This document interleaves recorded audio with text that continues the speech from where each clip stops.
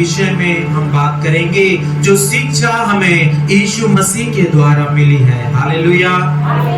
और हम निकालेंगे मरकुस रचित सुसमाचार नए नियम से अध्याय 11 पद 15 से लेकर 17 तक हम पढ़ेंगे। मरकुस रचित सुसमाचार अध्याय 11 पद 15 से 17 तक। फिर वे यरूशलेम में आए, हाँ, और वह मंदिर में गया, और यीशु मंदिर में गया, और वहाँ जो लेन देन कर रहे थे, और वहाँ जो लेन देन कर रहे थे उन्हें बाहर निकालने लगा, और उन्हें क्या करने लगा? बाहर निकालने लगा। और सराफों के पीड़े और कबूतर बेचने वालों की चौकियां उलट दी, और मंदिर में से किसी को बर्तन लेकर आने जाने न दिया, और मंदिर में किसी को बर्तन लेकर आने जाने न दिया। और उपदेश करके उनसे कहा, क्या यह नहीं लिखा है कि मेरा घर सब जातियों के लिए प्रार्थना का घर कहलाएगा, पर तुमने उसे डाकुओं की खो बना दी है। आमीन। ये परमेश्वर का वचन है, इसके पढ़े और सुने जाने पे हम सबको आशीष मिले। हालेलुया। मेरे प्रियो, प्रभु यीशु मसीह जब यरूशलेम में आए, वो वही स्थान था जहां राजा सुलेमान ने परमेश्वर का भवन बनाया था। उससे पहले परमेश्वर का भवन नहीं था।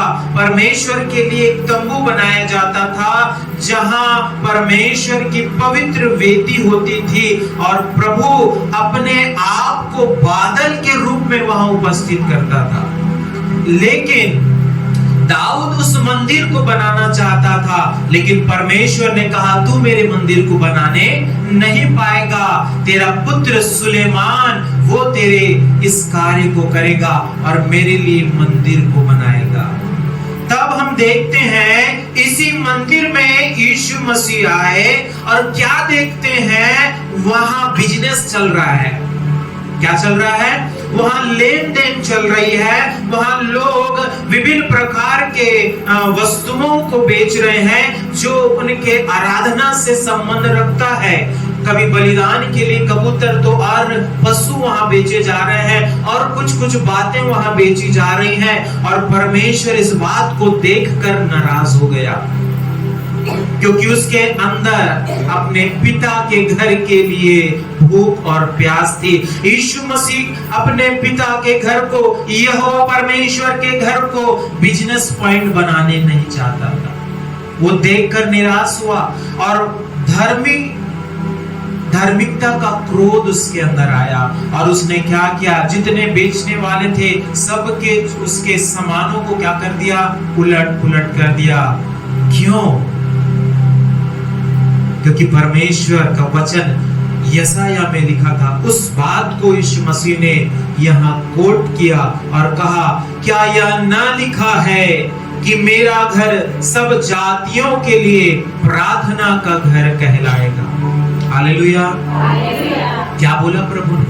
हर एक जातियों के लिए, हर एक लोगों के लिए परमेश्वर का घर है, वो प्रार्थना का घर है मेरे प्रियो।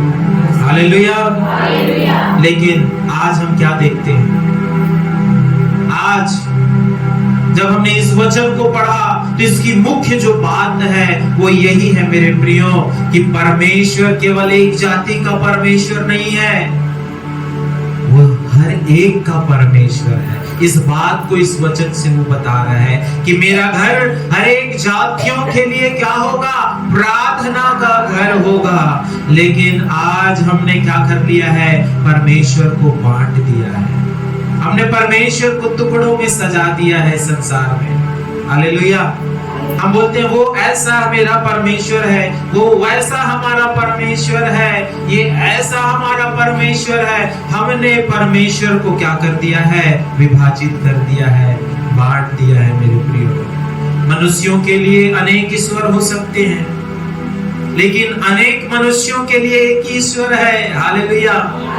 जिसने इस संसार को बनाया, सूर्य चांद तारे को बनाया, आकाश को अपने उस तंबू के समान फैलाया, इस समुद्र को बनाया, वो ही हमारा एक परमेश्वर है। और परमेश्वर चाहता है कि इस पृथ्वी के हर एक मनुष्य क्या करें, एक साथ प्रार्थना में इकट्ठा हो, एक साथ प्रभु के भवन को जाया करें। लेकिन आज हम देखते हैं बहुत से लोग भवन आना नहीं चाहते हैं। बहुत से लोगों ने अपने जीवन में परमेश्वर को प्रथम स्थान नहीं दिया। आज यीशु मसीह क्रोधित है और नहीं चाह रहा है कि वहां क्या हो, बिजनेस हो, वहां गड़बड़ी हो, क्योंकि परमेश्वर ने अपने भवन को चुना है हर एक लोगों के लिए। परमेश्वर चाहता है कि पूरा संसार उसके पास आए, हर एक के लिए उसका दरवाजा खुला हुआ है। वो रंग को नहीं देखता, वो रूप को नहीं देखता, वो ऊंच और नीच को नहीं देखता, क्योंकि परमेश्वर का वचन कहता है परमेश्वर ने मनुष्य को अपने स्वरूप और अपने समानता में बनाया है। मेरे प्रिय, हमारा परमेश्वर भेदभाव नहीं करता है। जीवित परमेश्वर भेदभाव नहीं करता है, वो अपने पास आपको बुलाता है। हालेलुया। आज हम बात करेंगे परमेश्वर के भवन के विषय में। जो बात यीशु ने सिखाई कि मेरा घर प्रार्थना का घर कहलाएगा हर एक जातियों के लिए।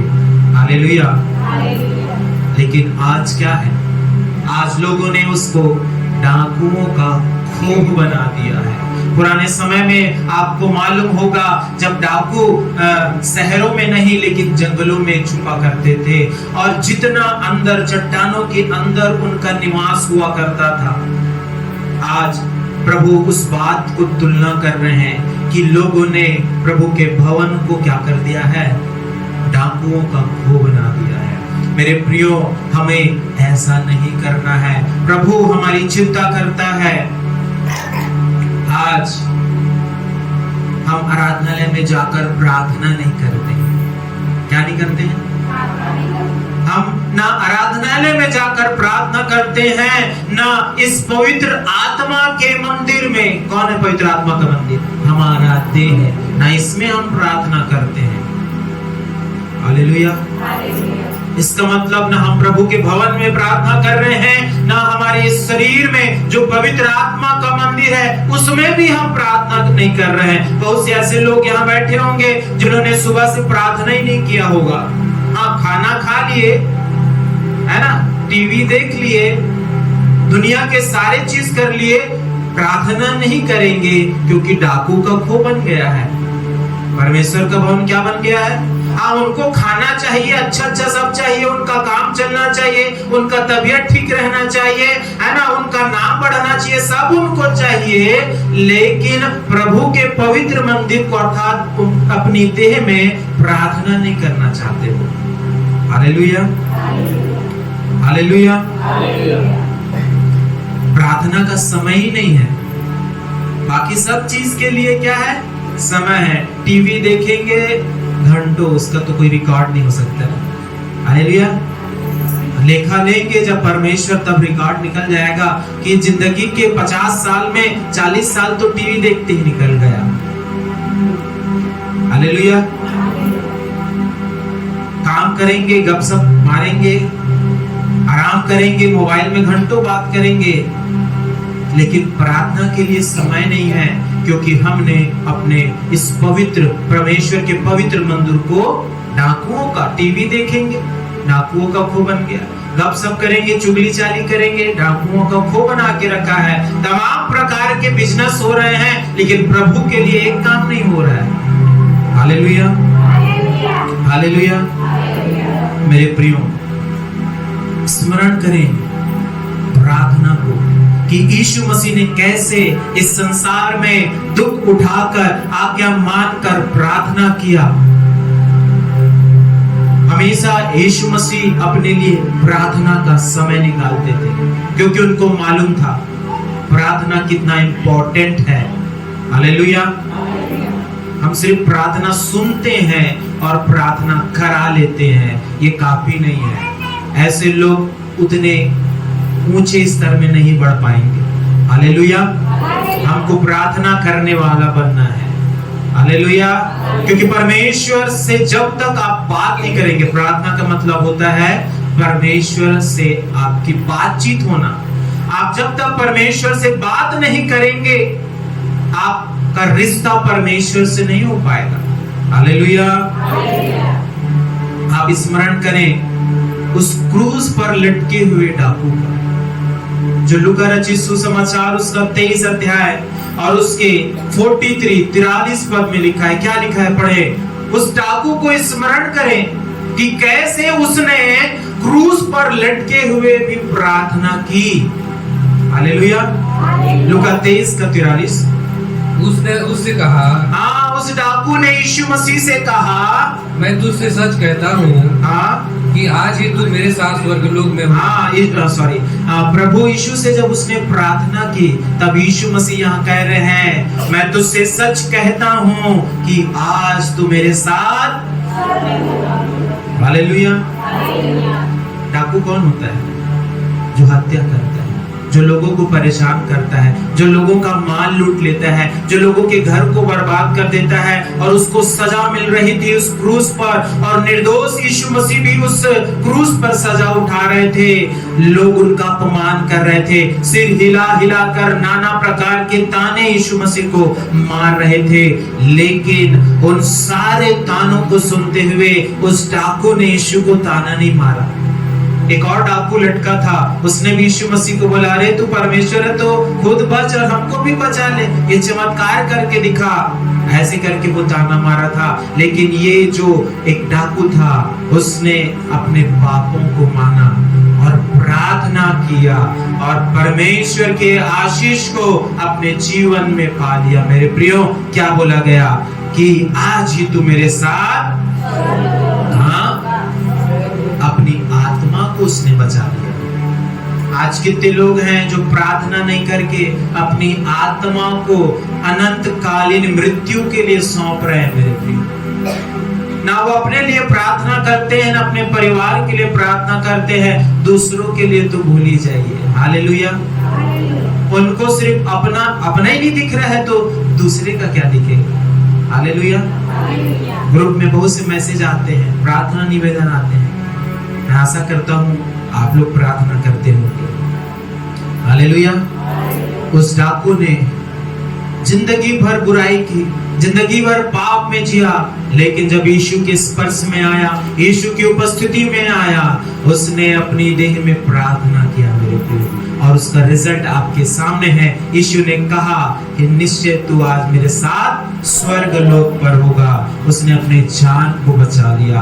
आप स्मरण करें हन्ना के जीवन को, जो पहला शामूएल 1 अध्याय और उसके 9 और 10 को जब आप पढ़ेंगे तो वहां पर लिखा हुआ है मेरे प्रियो कि हन्ना उठती है और जाकर परमेश्वर के भवन में बैठ जाती है, क्योंकि उसके जीवन में दुख था, उसके जीवन में परेशानी थी, निराशा था, उसके पास कोई संतान नहीं थी। लोग उसे नाना प्रकार की बातें कहते थे, लेकिन हन्ना ने और कहीं जाना पसंद नहीं किया। लेकिन उसने परमेश्वर के भवन को चुना और उसने निर्णय किया कि मैं उठूंगी और जाऊंगी परमेश्वर के भवन में बैठकर रो रो कर उसने प्रार्थना किया।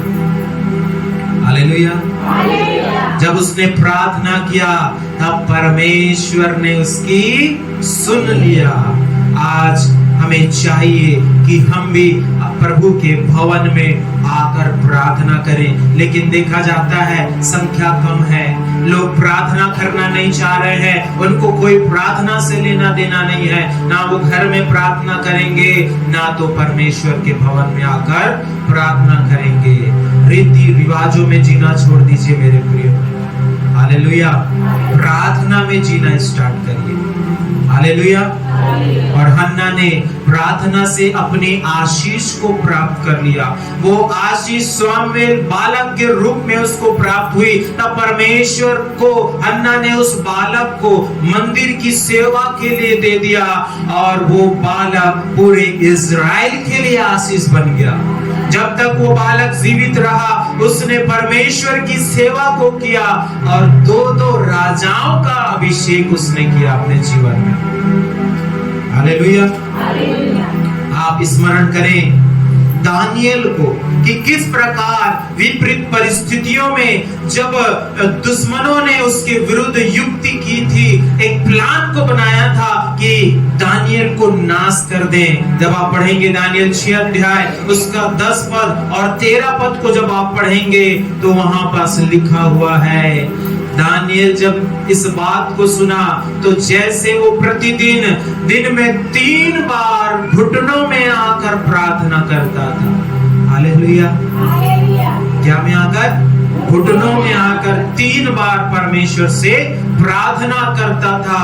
वो तब भी प्रार्थना करता रहा जब शत्रु उसके चारों ओर थे, उसके जीवन को नाश करना चाहते थे, तो भी वो क्या करता रहा मेरे प्रियो? प्रार्थना करना बंद नहीं किया। यहाँ तो कोई 2-4 लोग आके डरा देते हैं, चर्च ही बंद हो जाता है। हालेलुया। लेकिन वो डरा नहीं। हालेलुया।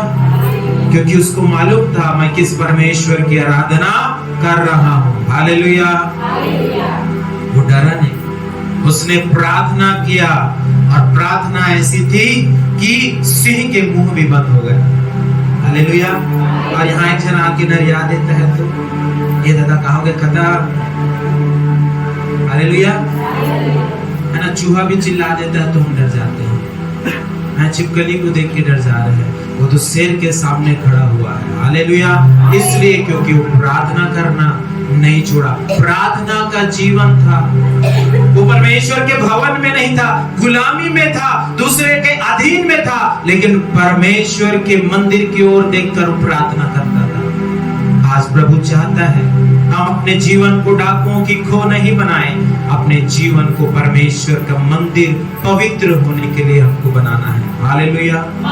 आप स्मरण करें अब्राहम के जीवन को कि कैसे हर समय वो अब्राहम परमेश्वर के साथ साथ चलता था और जहां भी ठहरता था वहां एक वेदी वो बनाता था और उस वेदी में वो प्रार्थना करता था, बलिदान चढ़ाता था और परमेश्वर इसके जीवन से प्रसन्न हुआ और परमेश्वर उसको दर्शन देता था, उससे बात करता था और परमेश्वर ने अब्राहम को क्या बोला? मित्र बोला। हालेलुया। परमेश्वर बोलता है क्या मैं ये बात अब्राहम से छुपा कर रखूं कि मैं सदोम अमोरा को नाश करूं? परमेश्वर हमसे कोई बात नहीं छुपाता। जब आपका प्रार्थना जीवन होगा, आप परमेश्वर के आगे चलते जाएंगे, आपको परमेश्वर हर एक अपने दिल की बात को बताएगा, क्या होना है क्या नहीं होना है, परमेश्वर आपसे क्या चाहता है क्या नहीं चाहता है। मेरे प्रियो, आप प्रार्थना करें क्योंकि परमेश्वर का वचन कहता है मेरा घर सब जातियों के लिए किसका घर? प्रार्थना का घर कहलाएगा। मेरे प्रियो, प्रार्थना एक श्वास के समान है। किसके समान है? कितने लोग सांस लेते हैं? आत्मिक सांस। हालेलुया। आत्मिक सांस यानी प्रार्थना है ना। शरीर में तो हम ले रहे हैं, अगर आप दोनों नाक बंद कर दीजिए कुछ ही देर में आप क्या हो जाएंगे? कुछ ही देर में क्या हो जाएंगे? मृतक समान हो जाएंगे।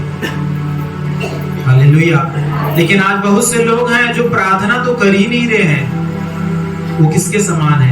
मरे हुओं के समान है। बाइबल हमको बताती है मेरे प्रियो, जब तक आपके शरीर में श्वास है आप जीवित हैं और जब सांस रुक गई आप मृतक समान हैं। परमेश्वर कहता है कि मैं जीवितों का परमेश्वर हूँ, मरे हुओं का नहीं।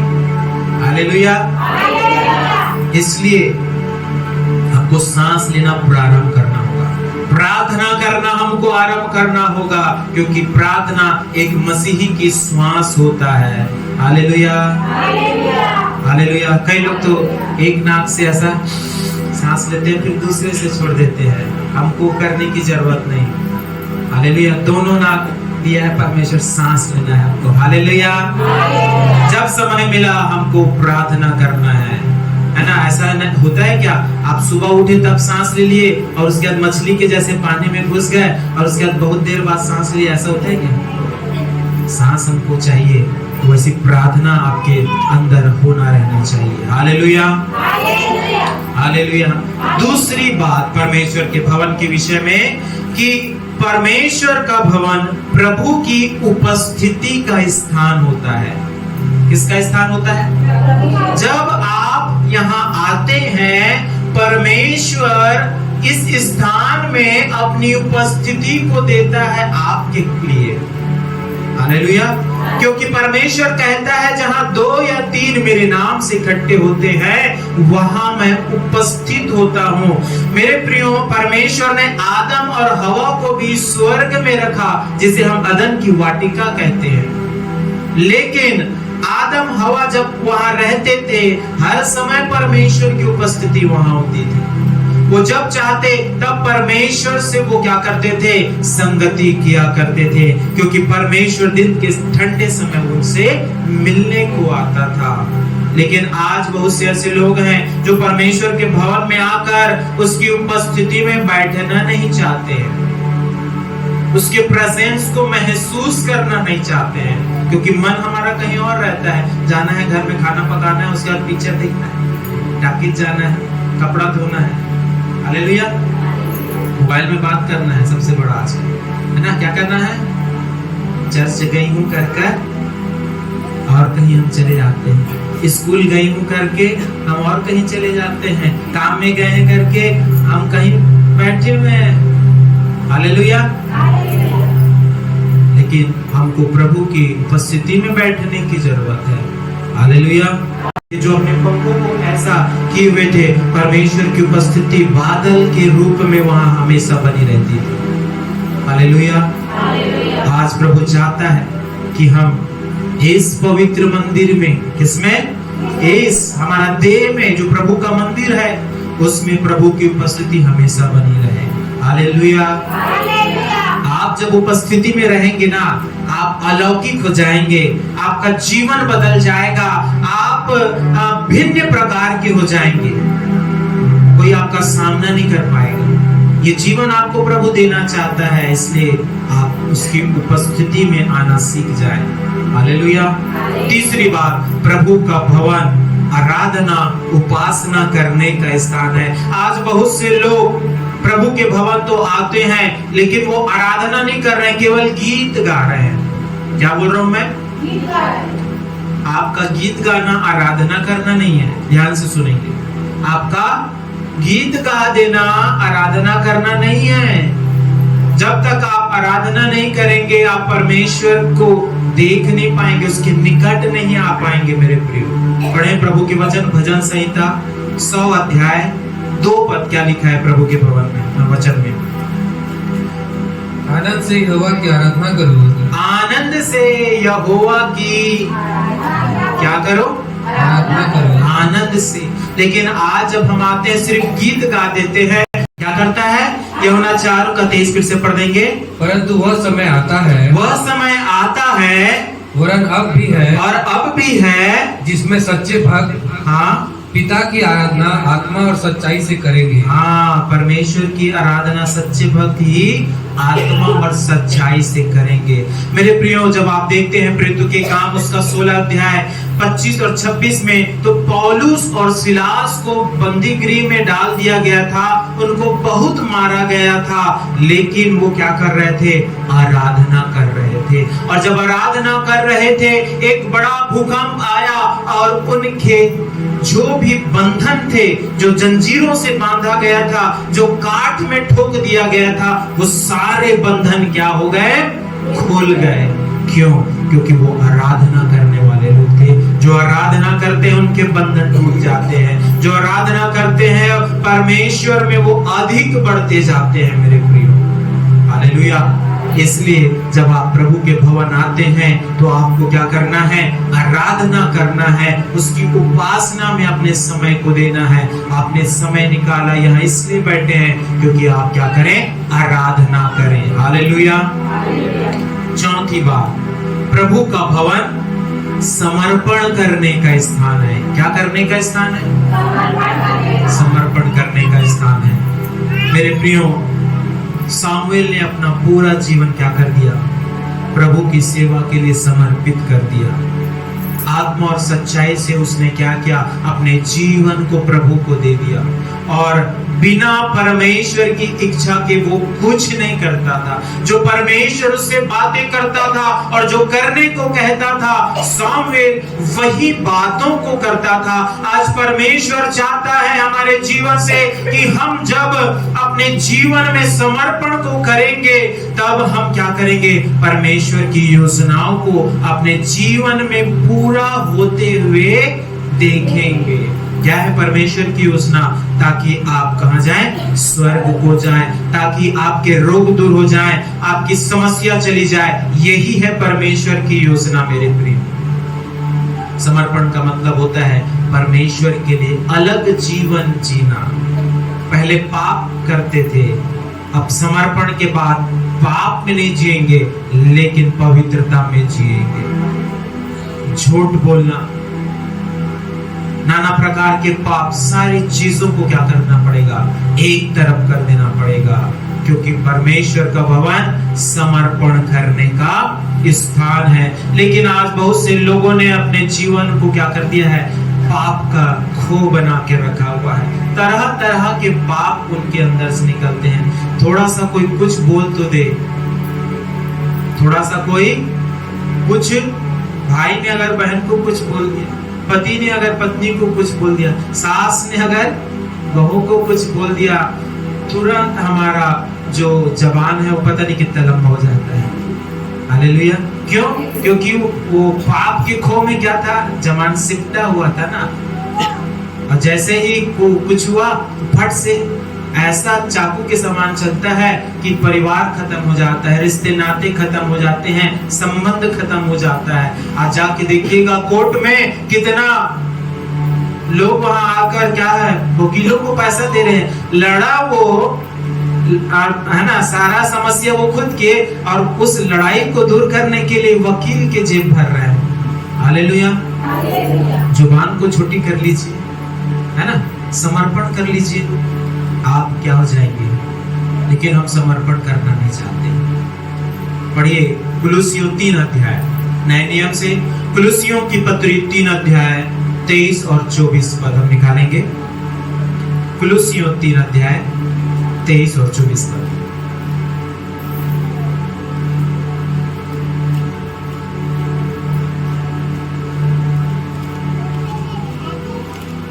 जो कुछ तुम करते हो, जो कुछ तुम करते हो तन मन से करो। कहां से करो?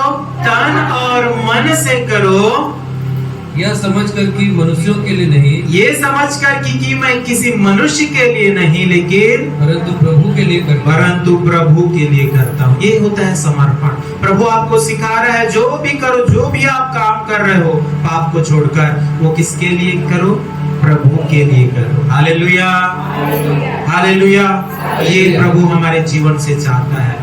प्रभु का भवन समर्पण करने का स्थान है, अपने पापों से तौबा करने का स्थान है। जब उस डाकू ने अपना समर्पण किया, परमेश्वर ने उसे स्वर्ग राज्य में अधिकार दिया। मेरे प्रियो, आज आपका समर्पण होना बहुत ही जरूरी है। 5वीं बात, प्रभु का भवन आशीष को प्राप्त करने का स्थान है। मेरे प्रियो, बहुत से लोग आज जगह जगह जाकर आशीष को प्राप्त करना चाहते हैं। वो चाहते हैं कि कैसे भी करके मेरे जीवन से श्राप कट जाए, मेरे जीवन से बुराइयां कट जाए, मेरे जीवन से जो बार बार धोखा है, जो छल है, जो निराशा है, वो सारी चीजें चल हट जाए। बहुत से प्रयास लोग कर रहे हैं, लेकिन परमेश्वर का वचन कहता है कि प्रभु का भवन आशीषों को प्राप्त करने का स्थान है। हन्ना ने क्या किया? अपनी आशीष को परमेश्वर के भवन में प्राप्त किया। भजन संहिता 84 का 6 निकाले, क्या लिखा है प्रभु का भवन वचन में?